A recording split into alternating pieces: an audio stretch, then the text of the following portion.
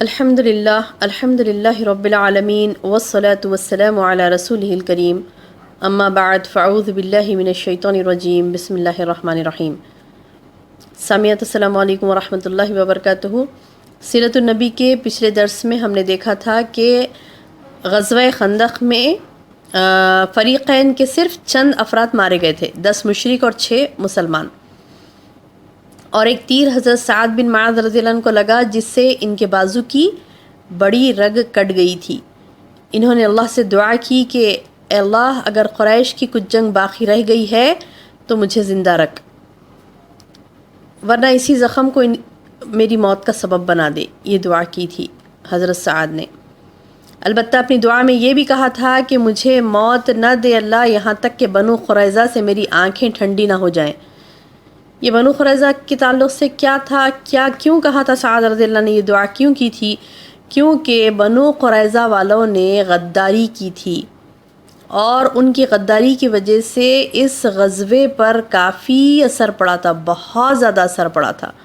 اور وہ کیا غداری تھی کہ جیسا کہ میں نے پچھلے بتایا تھا آپ کو کہ بنو قریظہ رسول اللہ صلی اللہ علیہ وسلم کے ساتھ عہد میں بندھے ہوئے تھے۔ یعنی کیا عہد تھا؟ وہ عہد پچھلے ہم نے دروس میں دیکھا تھا نا کہ ہم آپ کا ساتھ دیں گے، اگر ہم پر کوئی حملہ کرے تو آپ ہمارا ساتھ دیں گے، اور اگر یعنی مدینے پر یا رسول اللہ صلی اللہ علیہ وسلم پر کوئی چڑھائی کرتا ہے، وہاں پر رسول اللہ صلی اللہ علیہ وسلم صحابہ پر کوئی چڑھائی کرتا ہے، مدینے پر کوئی حملہ وار ہوتا ہے تو بنو قریظہ ان کا ساتھ نہیں دیں گے بلکہ اللہ کے رسول صلی اللہ علیہ وسلم کا ساتھ دیں گے، اور بنو قریظہ پر اگر کوئی چڑھائی کرتا ہے تو رسول اللہ صلی اللہ علیہ وسلم اور صحابہ کرام ان کو بچائیں گے۔ یہ عہد و پیمان ہوا تھا۔ وہ عہد و پیمان میں بہرحال یہ تھا کہ ایک دوسرے سے کوئی نقصان ایک دوسرے کو نہیں پہنچائیں گے، اور دشمن آپ کا دشمن ہمارا بھی دشمن ہوگا، اس طریقے کا عہد و پیمان ہوا تھا۔ اب اس عہد و پیمان میں وہ لوگ بندھے ہوئے تھے، لیکن اس غزوے کے دوران یعنی غزوہ خندق کے دوران بنو نذیر کے سردار حوی بن اخطب نے بنو قریظہ کے سردار کعب بن اسد کے پاس آیا۔ وہ آ کر بڑی ڈھنگ سے عہد شکنی پر آمادہ کر لیا۔ کس کو؟ بنو قریظہ کو۔ کون؟ بنو نذیر والا۔ یہ بنو نذیر سے بھی یعنی بنو قریظہ سے بھی کیا تھا؟ ان لوگوں کے عہد و پیمان تھے، لیکن انہوں نے بہت عہد شکنی کی، بدمعاشی کی۔ یہ دیکھ کر کہ یہ تمام مسلمان غزوہ خندق میں مصروف ہیں، اور یہ لوگ کہاں تھے؟ یہ جو بنو قریظہ اور بنو نذیر، یہ یہود کے قبیلے کہاں تھے؟ مدینے کے یعنی مدینے کے جنوب میں تھے، جبکہ مسلمانوں کا مورچہ شمال میں تھا، یعنی پورے مسلمان وہاں تھے۔ جب یہ غزوہ خندق میں مصروف تھے مسلمان، اور یہاں پر بنو نذیر کا جو سردار تھا وہ آ کر جب بنو قریظہ کے سردار کعب بن اسد کو آ کر بھڑکایا، اس کو ورغلایا، تو تھوڑا سا اس نے یعنی خدرے پس و پیش کیا، لیکن اس کے بعد اس کی بات مان لیا، اور قریش اور مشرکین کے ساتھ وہ ہو گئے۔ کون؟ بنو قریظہ اور بنو نذیر۔ اب چونکہ یہ لوگ جنوب میں تھے اور مسلمانوں کا مورچہ شمال کی جانب تھا، لہٰذا بنو قریظہ اور مسلمان عورتوں اور بچوں کے درمیان کوئی رکاوٹ نہیں تھی۔ گویا یہ آسانی سے مسلمانوں کے مجاہدین کے تمام عورتوں اور بچوں کو آسانی سے مار سکتے تھے، ان کے مال و دولت کو، ان کے گھر لوٹ سکتے تھے آسانی سے۔ یعنی اب یہاں پر کوئی نہیں تھا، جیسے میں نے پچھلے درس میں آپ کو بتایا تھا کہ ابن مکتوم جو ایک نابینا صحابی تھے، وہ اور ان کے ساتھ چند ایسے صحابہ جو بالکل جنگ میں شامل نہیں ہو سکتے تھے، وہ عورتوں اور بچوں کے درمیان تھے۔ لہٰذا اس موقع کا فائدہ اٹھاتے ہوئے ان یہودیوں نے کیا کیا؟ عہد شکنی کی، اپنا وعدہ توڑا، اور جب اس کی خبر رسول اللہ صلی اللہ علیہ وسلم کو ہوئی تو آپ صلی اللہ علیہ وسلم نے مسلمہ بن اسلم کو 200 اور زید بن حارثہ کو 300 آدمی دے کر عورتوں اور بچوں کی حفاظت کے لیے بھیجا، اور سعد بن عبادہ رضی اللہ عنہ کو مزید چند انصار صحابہ کے ساتھ اس خبر کی تحقیق کے لیے روانہ کیا۔ یہ لوگ گئے تو یہود کو انتہائی خباثت پر آمدہ پایا، جب انہوں نے دیکھا یہود کو تو یہ انتہائی یعنی خبیث ان کی ذہنیت ہو چکی تھی اور وہ بہت ہی اپنا رنگ دکھا رہے تھے. جب یہاں سے صحابہ گئے ان سے بات چیت کرنے کے لیے تو انہوں نے کیا کیا؟ گالیاں بکیں اور دشمنوں کی باتیں کی اور رسول اللہ صلی اللہ علیہ وسلم کی احانت کی. کہنے لگے کون اللہ کا رسول؟ ہمارے اور محمد کے درمیان کوئی عہد و پیمان نہیں ہے. یہ باتیں سن کر وہ خاموش واپس آ گئے. رسول اللہ صلی اللہ علیہ وسلم سے صرف اتنا ہی کہا عدل وقارہ. جیسے دو قبیلے تھے نا، انہوں نے مسلمانوں کو گھیر کر ختم کر دیا تھا، تو ان لوگوں کا نام انہوں نے لیا اور کہا کہ اصحاب رجیع کے ساتھ جیسی بدعہدی کی گئی تھی اسی طرح یہود بھی بدعہدی پر تلے ہوئے ہیں. اللہ اکبر. لوگوں کو صورتحال سمجھ میں آ گئی اور ان پر ایک سخت خوف سا طاری ہو گیا کہ یہ لوگ جہاد میں یہاں مصروف ہیں اور وہاں ان کے عورتیں اور ان کے بچے اور ان کے مال گھر تمام چیزیں کہاں ہیں؟ دشمنوں کے نرغے میں. اور کون سے دشمن؟ وہ بھی یہود جو اپنی عہد کو توڑ چکے اور ان کو گھیرے میں لیے ہوئے. یعنی بالکل اب وہ حملہ کریں تو پھر ان کا بچانے والا، ان عورتوں اور بچوں کو بچانے والا کوئی نہیں. لیکن یہاں پر دیکھیے سبحان اللہ، ایمان والوں کی بہت زیادہ آزمائش ہوئی. جیسے سورہ احزاب کی آیت نمبر 10 اور 11 میں نے بتایا تھا نا، جس میں اللہ تعالیٰ نے کہا کہ ہنالک ابتلی المؤمنون، 10 اور 11 آیت.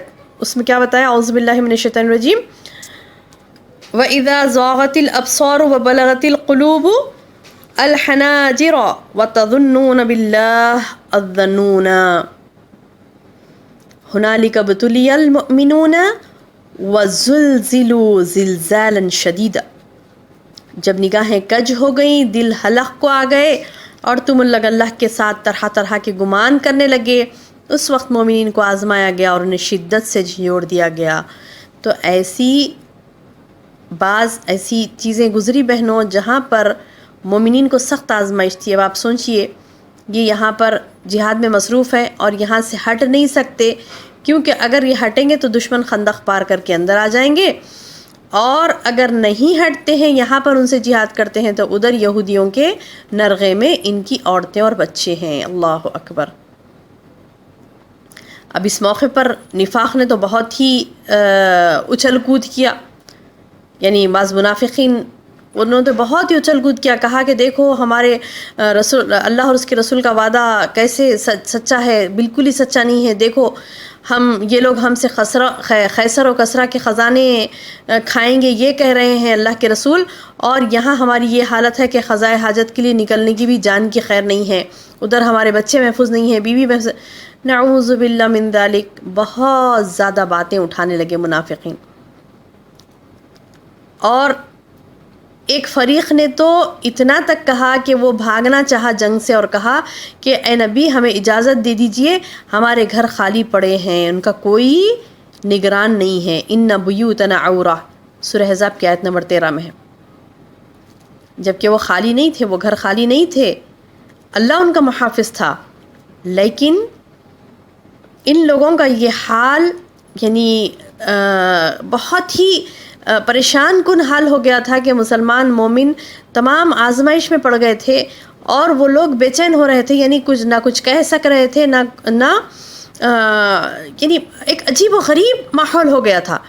تو جب یہ تمام چیزیں دیکھ کر بنو قریظہ کی غداری اور ادھر مومنین کی آزمائش اور منافقین کی طرح طرح کی باتیں کرنا اور بعض لوگوں کا آ کر پوچھنا کہ اللہ کے رسول ہمیں اجازت دے دیجئے، ہمیں جانا ہے، ہم نہیں رک سکتے یہاں جنگ میں، بعض لوگوں نے کہا اس طرح. تو ان منافقین کی یہ باتیں، یہ تمام چیزیں دیکھ کر رسول اللہ صلی اللہ علیہ وسلم کو اس انتہائی رنج و ملال ہوا، بہت انتہائی درجے کا رنج و قلق ہوا. تو آپ نے اپنا چہرہ اور اپنا سر کپڑے سے ڈھانک لیا اور چت لیٹ گئے، بہت دیر تک لیٹے رہے. پھر اللہ اکبر کہتے ہوئے اٹھے اور مسلمانوں کو فتح و نصرت کی خوشخبری دی. کہا کہ نہیں، فتح ہماری ہے، ہمارے عورتیں اور بچے محفوظ ہیں، کچھ نہیں ہوگا ہمیں انشاءاللہ. اب یہ ایک اللہ کے رسول صلی اللہ علیہ وسلم کی زبان سے ایک بات کا سننا مومنین کے لیے کافی حوصلہ افزا ہو گیا.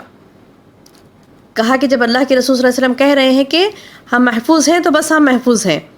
پھر آپ صلی اللہ علیہ وسلم نے چاہا کہ عینہ بن حسن کے پاس پیغام بھیج دیں گے، مدینے کا 1/3 پھل ہم آپ کو دے دیں گے. یعنی نبی صلی اللہ علیہ وسلم نے عینہ بن حسن کے پاس یہ پیغام بھیجا، ایک کمپرومائز.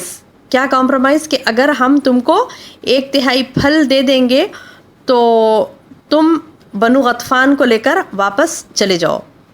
یہ پیغام بھیجنا چاہ رہے تھے اللہ کے رسول صلی اللہ علیہ وسلم.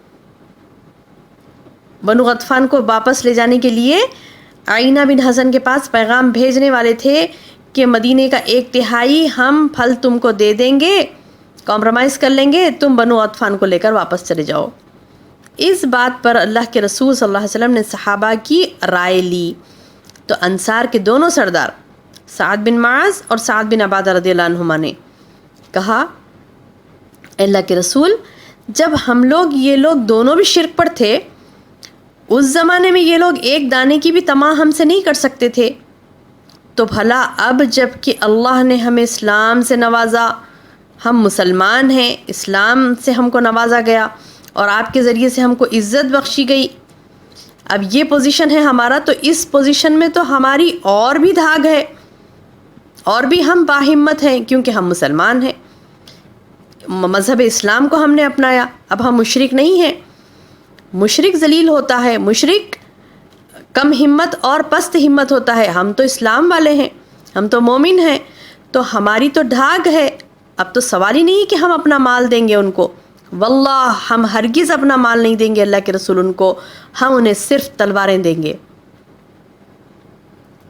اس مومنین کے اس یعنی کیا کہتے ہیں کہ جذبے کو اور ایمان کو دیکھ کر اللہ کے رسول صلی اللہ علیہ وسلم نے ان دونوں کی رائے کو درست قرار دیا اور یہ کہا کہ ٹھیک ہے ہم جہاد ہی کنٹینیو کرتے ہیں، کوئی کمپرومائز نہیں ہوگا.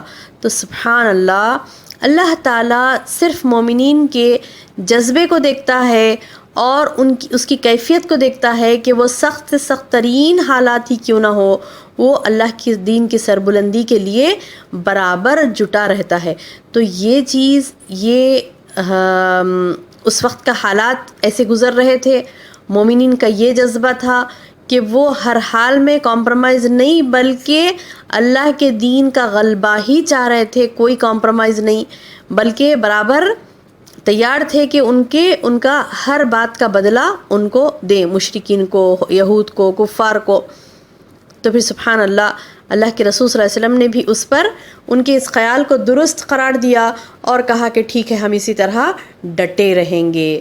تو سبحان اللہ، یہ تھے ایمان والوں کا منظر اور منافقین کی شرارتیں اور یہود کی بد عہد شکنی، یہود کا عہد کو توڑنا. یہ تمام حالات میں اب اللہ سبحانہ و تعالیٰ کس کا کیسے ساتھ دیتا ہے اور کیا ہوتا ہے، آگے انشاءاللہ ہم اگلے درس میں دیکھتے ہیں. السلام علیکم ورحمۃ اللہ وبرکاتہ.